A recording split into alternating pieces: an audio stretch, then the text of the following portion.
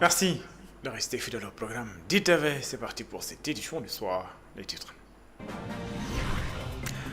Sitting de l'Alliance And Guessum ce matin. Ses membres exigent le respect des accords signés donc avec le gouvernement. And Guessum continue de réclamer la généralisation de l'indemnité de logement pour les travailleurs de la santé et de l'hygiène. L'Alliance And Guessum entend d'ailleurs aller en grève les 25 et 26 novembre prochains.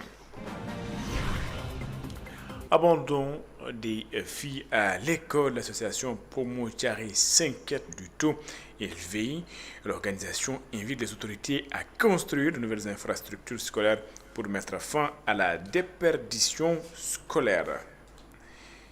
Et puis c'est la tristesse et la consternation qui se lient sur le visage des habitants de Yoff après le décès de Nogay Jam, une femme mariée décédée donc dans sa chambre 48 heures après, dans l'indifférence totale de sa belle famille.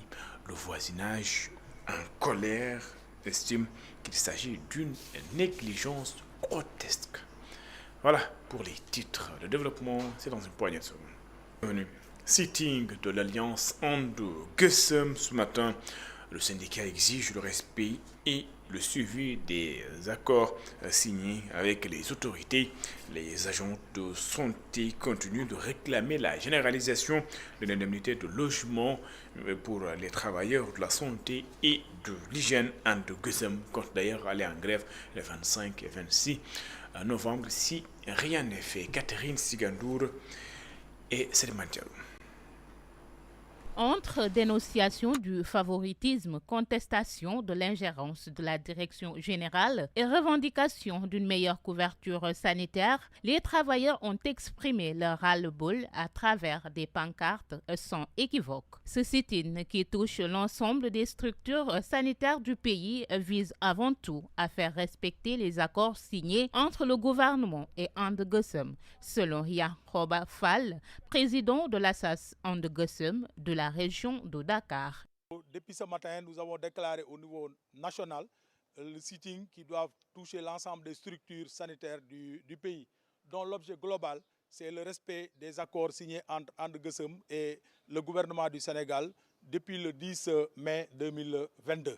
Donc parmi ces accords, nous avons beaucoup de points à l'intérieur, en dehors des points qu'on vient d'étaler. Ces travailleurs exigent l'application de ces accords le plus rapidement possible. Nous exigeons l'application de ces points d'accord et rien que de l'application, mais pas d'appeler notre directoire devant une table de négociation ou bien pour négocier sur des points déjà accordés ensemble sur les deux parties. Donc parmi ces points, nous pouvons noter vraiment la régularisation de la situation des techniciens supérieurs. Ils attendent également que le projet de décret adopté en Conseil des ministres mercredi dernier bénéficie d'un suivi rigoureux et d'une mise en œuvre rapide, mais surtout concrète. Nous avons appris que le procès a déjà pu passer à la table au niveau du Conseil. Donc l'autre point, c'est la généralisation de l'indemnité de logement pour l'ensemble des travailleurs de la santé et de l'action et de l'hygiène publique. Donc je pense que l'objet du plan aussi, c'est nous avons mis sur place une grève qui est prévue les 25 et 26 novembre 2025 sur l'étendue du territoire national. Une mobilisation déterminée qui rappelle à l'État du Sénégal que les engagements pris ne doivent plus rester des promesses, mais devenir des actions palpables au service des agents et du système de santé. C'est la tristesse et la consternation qui se lient sur le visage des habitants de Yoff après avoir eu écho de la mort de Nogay Jam, une femme mariée décédée dans sa chambre pendant 48 heures dans l'indifférence totale de sa belle famille. Même les cris de son enfant d'1 an n'ont pas pu alerter ceux qui habitent avec elle, le voisinage peiné et peine donc à comprendre cette situation et parle de négligence. Ndeye Alifal et Mafalfal pour ce reportage. À Yoff, l'émotion est palpable. Ici, les habitants ne cachent pas leur tristesse et ne comprennent pas. Devant nos micros, ils déplorent comment une femme a pu mourir seule pendant 2 jours, pendant que son bébé pleurait sans secours. Une histoire qui bouleverse tout un quartier. Cette mère de famille exprime sa colère face aux circonstances du décès de Nogoy Thiam. Indignée, elle pointe du doigt la belle famille et le mari de la défunte, qu'elle estime responsable de ce drame. Si quelqu'un peut faire ça, c'est qu'il n'a pas de cœur. Avoir des divergences avec quelqu'un dans une famille ne justifie pas de rester des jours sans avoir de ses nouvelles. Alors que le bébé pleure seul, même la personne la plus dure ne peut pas rester insensible face à un enfant innocent.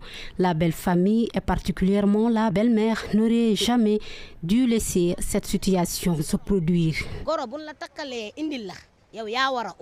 Les larmes aux yeux lorsqu'elle entend parler du sujet, elle dit avoir pitié de ce bébé innocent qui a pleuré pendant 2 jours sans secours. Imaginons la douleur d'un enfant privé de sa mère, seul, sans personne pour le prendre dans ses bras.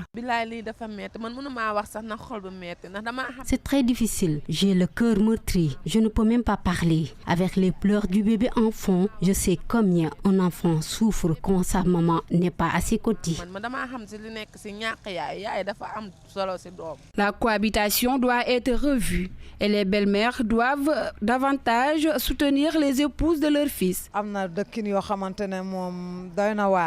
L'état de l'habitation aujourd'hui est vraiment déplorable. Si l'on vit avec quelqu'un, il faut au moins frapper à sa porte. Si ce qui s'est passé est vrai, c'est un acte de pure méchanceté. Les belles-mères doivent soutenir les épouses de leurs fils plutôt que de les laisser seules dans de telles situations. À Yoff, tous partagent le même sentiment concernant le décès de Nogoy Thiam, retrouvé 2 jours après sa mort dans sa chambre, tandis que le cri de son bébé d'1 an et demi résonnait, sans qu'aucun secours n'arrive. Entre tristesse et interrogation, cette tragédie relance le débat sur la cohabitation et l'importance d'une vigilance communautaire. Après le drame qui s'est produit à Yoff avec une dame retrouvée morte dans sa chambre, le psychologue Serigne Mor Mbaye parle d'une désorganisation dans les familles avec des solidarités changeantes. Il ajoute que du fait des conflits dans les familles, l'on peut être isolé dans une foule. Le psychologue Serigne Mor Mbaye et Jean-Paul-Antoine Diouf. Il y a une désorganisation de la famille. Les solidarités sont devenues changeantes. Je l'ai écrit depuis de nombreuses années. J'apprends la nouvelle à l'instant, mais j'ai eu un ami qui est resté 4 jours mort dans une chambre récemment, non loin de moi, et personne ne savait. Les solidarités sont devenues changeantes. Les conflits aussi au sein des familles, aussi le problème c'est les conflits au sein des familles qui font qu'on peut être isolé dans la foule. On peut être isolé dans la communauté du fait de conflits bien souvent mercantiles. C'est ça. Et j'ai écrit il y a quelques années, à peine 2-3 ans, nous sommes dans le pays du sauve qui peut. Okay? Les gens avancent tous dans leur dépression masquée et sont plus préoccupés par eux-mêmes que par l'humain qui est à côté. Vous avez l'habitude de dire l'homme est le remède de l'homme, mais je pense que aujourd'hui, l'homme est un loup pour l'homme. C'est vraiment très triste. Et voyez-vous, quand je dis qu'il faut réinventer le pays, c'est qu'il faudrait pouvoir écouter les gens sur leurs états de souffrance et pouvoir les accompagner et surtout les réveiller à plus de solidarité. Et ça, je pense que au-delà des discours, il faut pouvoir réorganiser quelque peu notre société. Et ça va avec ce que nous observons, par exemple, le nombre d'enfants, presque 500 000 enfants qui sont en situation d'errance, qui sont tout petits, qui se font écraser par les motos, par les voitures, les 20 000, plus de 20 000 jeunes qui se sont noyés dans l'Atlantique ces 5 dernières années. Mais c'est ça l'état du pays. Je dis, mais notre pays est dans un deuil interminable. Et puis ce communiqué de l'Union des magistrats du Sénégal après à la plainte de Moussa Bokartiam contre le président du collège des juges d'instruction du pôle judiciaire et financier Idrissa Diarra. L'Union des magistrats sénégalais condamne donc cette attitude de l'avocat. Selon l'UMS, les vérifications effectuées révèlent que Mohamed Ngom n'a jamais été consulté avant l'envoi de cette plainte et que le collectif d'avocats chargé de sa défense n'a pas été associé à cette initiative. L'organisation qualifie cette démarche d'action isolée, dépourvue de fondement procédural et motivée par un dessein inavoué. L'Union des magistrats du Sénégal reproche également à l'avocat d'avoir violé les règles de procédure ainsi que les principes d'éthique et de déontologie de la profession, notamment en faisant largement diffuser sa lettre dans la presse en dehors de tout cadre légal, une attitude jugée préjudiciable à l'honneur du magistrat mis en cause et à la crédibilité de l'institution. L'UMS annonce qu'elle engagera des démarches nécessaires pour que cet acte fasse objet de sanctions exemplaires conformément au texte en vigueur. L'association Promo Tiaré s'inquiète du taux élevé de l'abandon des filles à l'école. L'organisation invite les autorités à construire de nouvelles infrastructures scolaires pour mettre fin à la déperdition scolaire dans la commune de Tiaré. L'association Promo Tiaré a d'ailleurs investi plus de 20 millions de francs CFA pour la scolarisation des enfants défavorisés. Sékou Diallo à Soumaï. L'association Promo Tiaré est engagée depuis plus de 8 ans en faveur de la promotion de l'excellence et de l'éducation dans la commune de Tiaré. Promo Tiaré travaille pour Tiaré et d'abord pour l'école. Promo Tiaré essaie de recréer ici ce qui est une base fondamentale de l'école, faire en sorte que l'équité règne. L'association a déjà investi plus de 20 millions de francs CFA pour soutenir la scolarité des élèves défavorisés. Cette année, nous avons dégagé une enveloppe de 725 000 francs CFA pour les inscriptions et les kits scolaires. Voilà. Mais pour un bref historique, on est à la 8e édition. Nous sommes à 20 millions de francs CFA dépensés pour l'enrôlement des élèves à la couverture maladie universelle, pour également la prise en charge des élèves vulnérables qui sont sélectionnés en fonction de certains critères d'orphelinat, d'excellence, mais également critères de vulnérabilité. Cette année, on est à 145 élèves qui vont bénéficier vraiment des kits scolaires et des inscriptions. Face à une forte demande de scolarisation des filles et à un taux d'abandon scolaire important, l'association sonne l'alarme. Ce phénomène d'abandon est directement lié au manque criant d'infrastructures scolaires. Promo Tiaré interpelle donc les autorités compétentes afin qu'une solution urgente et concrète soit apportée. C'est une commune très vaste qui compte 57 villages. Et pourtant, nous avons un seul CM et un seul lycée. Donc à Tiaré, ce n'est pas un gros village. Donc certains ont abandonné leurs études parce qu'ils ont un problème de tutorat. Maintenant, nous lançons vraiment un appel à l'inspection d'académie pour qu'au moins qu'on ait d'autres CM. Lors de la cérémonie de remise des fournitures scolaires, le parrain de l'événement a saisi l'occasion pour adresser un message aux élèves. Il les a vivement encouragés à lire les livres pour enrichir leur culture générale. La ville de Rufisque mobilise près d'1 milliard de francs CFA pour la construction et la réhabilitation de la voirie dans toutes les communes pour renforcer la qualité des infrastructures et la mobilité. Le maire a également procédé à l'inauguration de la rue Jules Ferry et donne également des garanties dans le cadre de la lutte contre l'encombrement des grandes artères. Abkarsek. Le maire de la ville de Rufisque a procédé à 6 lancements de travaux de voirie dans les 3 communes. Le plus important d'entre eux sera la réalisation d'une route de plus d'1 kilomètre à la cité Tako pour soulager les populations. Après, nous sommes bien allés sur la zone de Tako, où c'est l'un des projets les plus importants dans ce groupe de voirie, un immense projet aussi, où sur un linéaire de 1200 mètres, nous avons lancé les travaux. Et nous avons beaucoup échangé avec les populations sur 2 idées de prolongement, notamment jusqu'à l'arrêt 77, et aussi jusqu'au quartier Cité-Jacques, ainsi de suite. Parce que c'est à Djokoul où nous avons cette fois-ci une chaussée souple. Qui dit chaussée souple, c'est les chaussées dont vous êtes comme des familiers. C'est des gens en bitume, avec un bitume. Et nous allons reprendre la rue. Nous allons reprendre la chaussée avec des techniques éprouvées de construction de chaussées en béton bitume. Lors de la réception de la rue Jules Ferry, le maire s'est engagé à assurer le suivi pour que la rue ne soit plus occupée par les commerçants du marché central. Aujourd'hui, tout ce qui manque, c'est d'avoir de la fermeté, de la rigueur pour empêcher l'occupation des trottoirs et des rues. Ce ne sont même pas des constructions à démolir. Nous avons fait tout ce que nous pouvons et nous allons multiplier encore ce que nous pouvons. Nous sommes la seule ville à avoir un service qui s'appelle la division de la surveillance de l'occupation de l'espace des sols. Nous sommes la seule ville, la seule commune à l'avoir. Pourquoi? Parce que la question du désencombrement est vitale pour nous. La prochaine étape sera le lancement des travaux d'assainissement dans les quartiers Arafat 1 et 3. Babacar Seck, la Grande Côte Opération et la ville de Thiès ont signé un partenariat pour le développement de la cité du rail.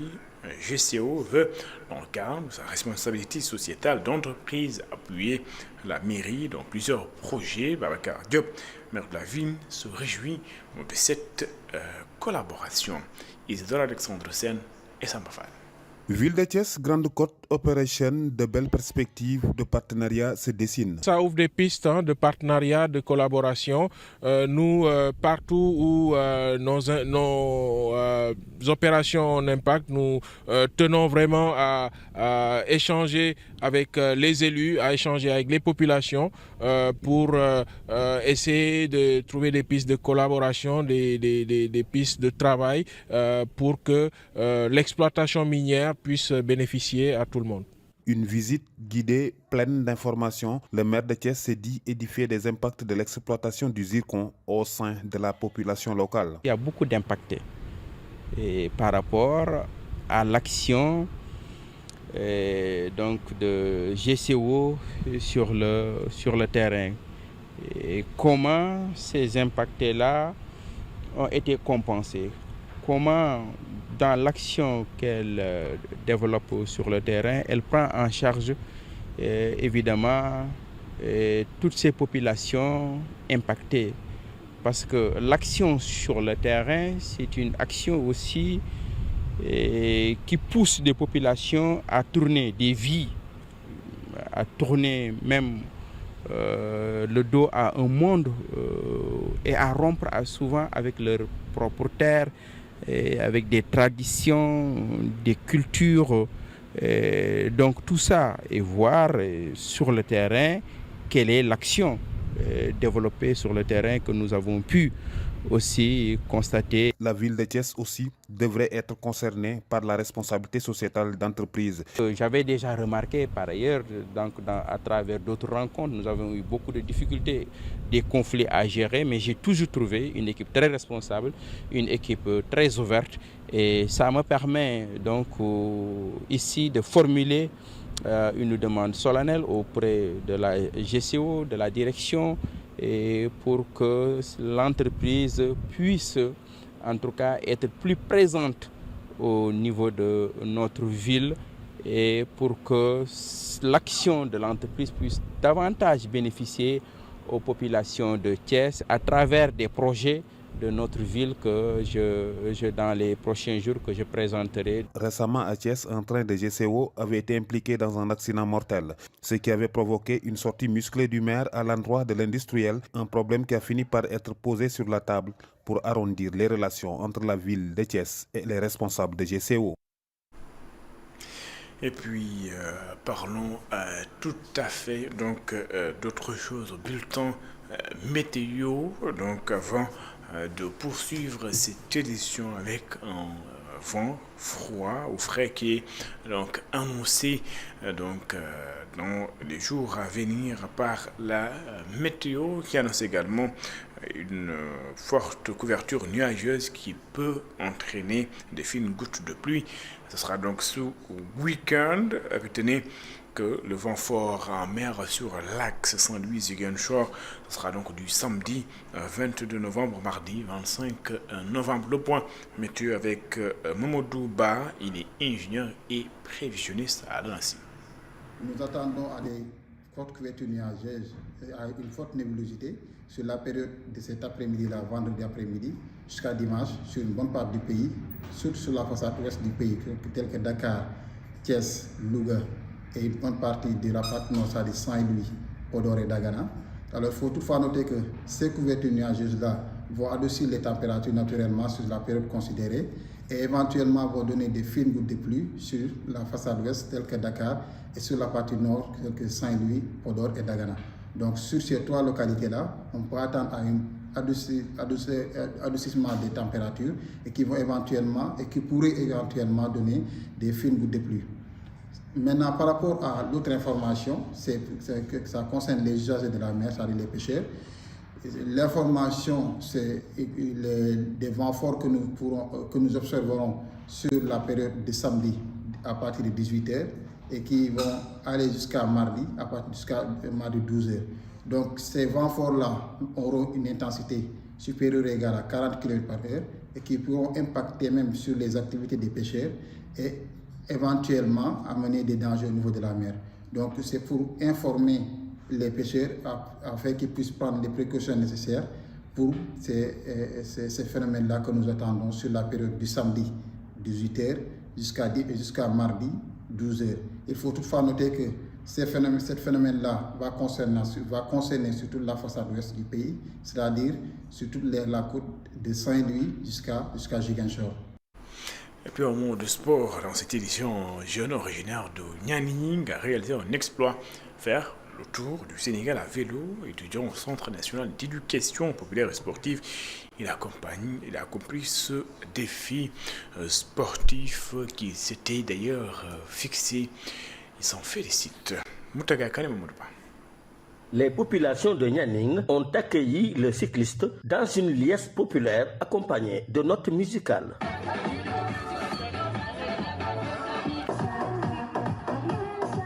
Le jeune cycliste, qui a longtemps mûri son projet, nourri par le désir de contribuer au développement de sa communauté, a ouvert une cagnotte dans le but de construire un mur dans une école d'un village de Fatick. Le Tour du Sénégal, je peux dire que c'était un rêve. C'était un rêve et que je l'avais commencé depuis en 2023. J'avais pu faire la Petite Côte et Casamance, mais je n'ai pas pu le terminer parce que je devais aller étudier. Et ça m'a motivé à encore aller chercher de fonds, aller chercher aussi du courage pour pouvoir revenir, pour le faire, et je l'ai fait aujourd'hui. Qui est un projet humanitaire qui allie sport, éducation et environnement. La cagnotte, on en est actuellement à 900 000 et quelques. Et l'objectif, c'est 4 millions qu'on doit atteindre. Le chef du village de Nianing et le président de la Fédération sénégalaise de cyclisme se sont tous montrés très fiers de cet exploit. Pour nous, c'est une expression de fierté d'avoir un fils qui a pu faire quand même le tour du Sénégal. Et ça, c'est pas son premier truc parce que la dernière fois, il a couru de Dakar à ici. Il a fait le tour du Sénégal et c'est le premier à le faire. Aucun cycliste aujourd'hui, compétiteur ou autre, ne l'a jamais réalisé. Donc nous sommes très contents et je vous assure que même Madame le ministre est déjà au courant. Parce que je lui ai envoyé des photos et des films le concernant. Malgré les difficultés auxquelles il s'est confronté tout au long de son parcours, sa détermination et sa foi en son objectif ont pris le dessus. Le jour que j'ai plus pédalé, j'ai fait 189 km en une journée. Donc c'est pas évident, c'est pas donné à tout le monde. Donc je peux dire que c'était difficile, c'était pas facile. Le représentant du maire promet que la mairie travaillera à trouver des partenaires et des sponsors à ce jeune cycliste plein d'ambition. C'est la fin de cette édition. Merci de l'avoir suivi. Excellente suite de programme sur les antennes d'ITV. Au revoir.